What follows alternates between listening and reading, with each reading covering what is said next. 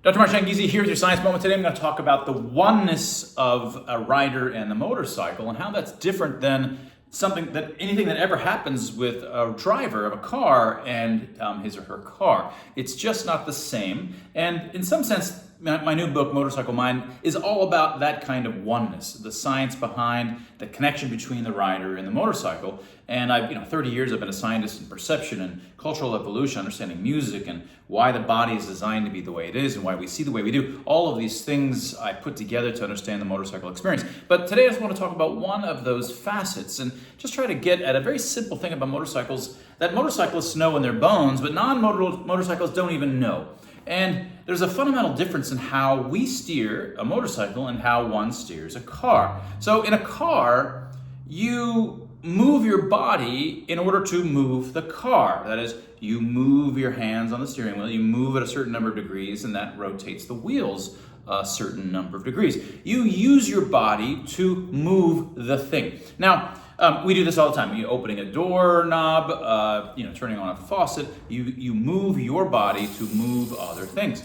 But think about how unnatural that is if it was your own body that you were moving. So, for example, let me give you an example where that would actually happen. So sometimes, let's say I've done a whole lot of crunches or sit-ups or toes to bar, things that are very abs related. Sometimes the next day, if I want to pick up my leg, I actually lift my leg because there's so much pain here, right? In those circumstances, I'm using my arms to move another part of my body, right? Because it's in just so much pain. That's not how we normally move. That's not what a oneness creature, a creature that's all one, does when they move. Instead, what I usually do to lift up my leg is I have this feeling of move your leg, it flexes some ab muscles, which then lift my leg up. But there's nothing externally, there's no external behavior that's involved in moving my leg.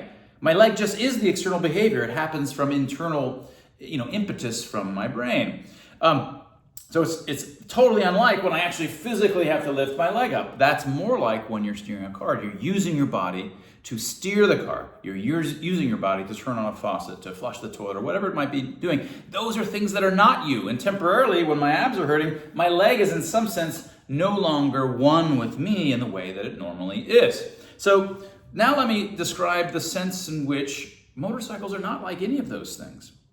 On a motorcycle, the way that you might be thinking about it, because if you're riding bikes, is that if you want to go right, you steer right, and that's just like a car, right? Actually, before I even say what it actually is for a motorcycle, let me describe a car, but a different kind of way of steering. So imagine that instead of the steering wheel, instead of you having to rotate it around, 17 degrees to get the wheels to go to, a couple degrees, instead it was just fixed. But someone had attached pressure sensitive devices to there. So all you had to do was just sort of push a little bit, just push pressure on it clockwise, pressure, but it doesn't move.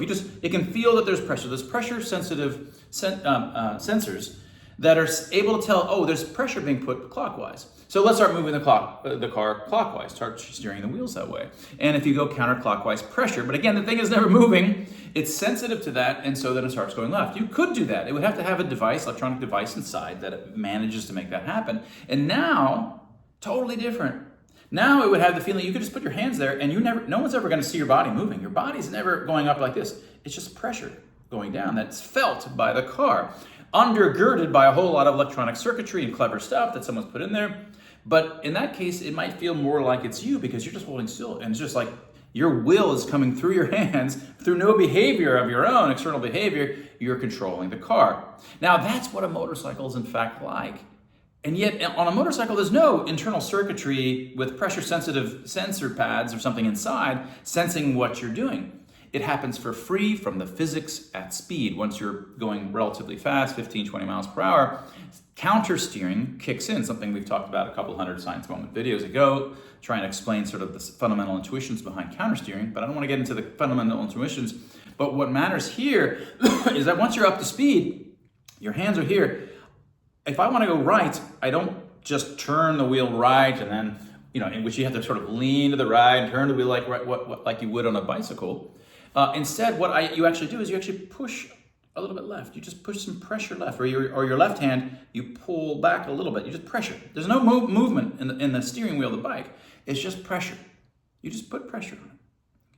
And in so doing, suddenly the bike will lean to the right. Now, what's in fact happening is that you're giving some micro, not even perceptible steering to the left, but you're not actually, you're not balancing, you're leaning to the left, which is what you would if you wanted to go to the left.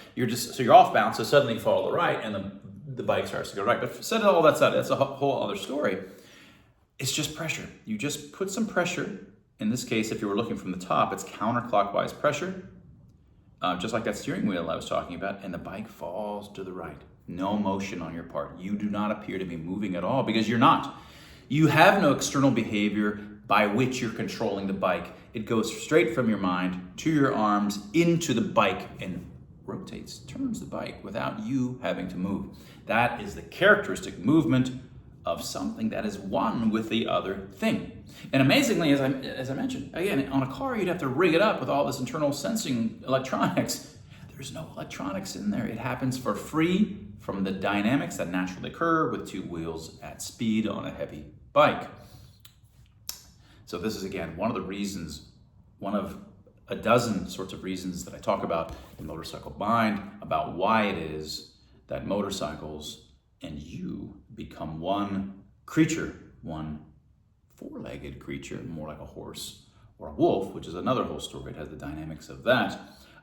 This is one of the many reasons. There's emotional reasons, speed sorts of reasons, perception reasons. All these things come together and turn you and transform you into a beast, something that doesn't happen for anything else that you know of in your life. And that was your science moment.